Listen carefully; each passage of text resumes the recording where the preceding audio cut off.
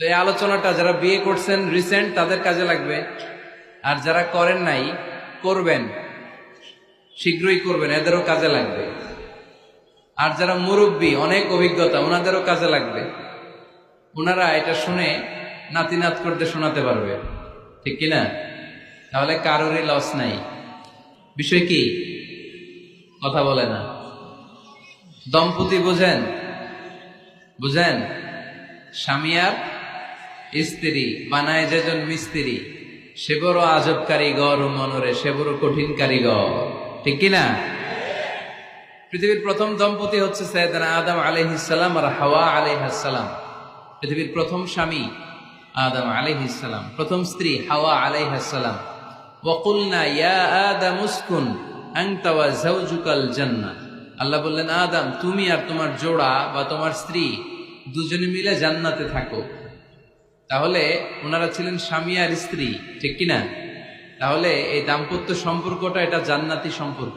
কি সম্পর্ক? উত্তর দিতে হবে দৌলতপুরের ভাইরা। রাগ করছেন আমার সাথে? শীত লাগতেছে? উত্তর দেওয়া যাবে আওয়াজ করে? হ্যাঁ, আওয়াজ করে উত্তর দিবেন, মুখে তালা মেরে বসে থাকা যাবে না। তাহলে পৃথিবীর প্রথম স্বামীর নাম কি? আদম আলাইহিস সালাম। পৃথিবীর প্রথম স্ত্রী হাওয়া আলাইহাস সালাম। এই দাম্পত্য সম্পর্কটা বড় মধুর, বড় গভীর, বড্ড ভালোবাসার, ঠিক কিনা? স্বামী আর স্ত্রী, স্বামী আর স্ত্রী, এই সম্পর্কটাকে আল্লাহ তাআলা কোরআনে পোশাকের সাথে তুলনা করেছেন। কিসের সাথে? পোশাক। আরবিতে বলে লিবাস। আরবিতে কি বলে? লিবাস। আল্লাহ বলেছেন, ও নারীরা তোমরা পুরুষদের জন্য পোশাক, আর ও পুরুষেরা তোমরা নারীদের জন্য পোশাক। পড়েন সুবহানাল্লাহ।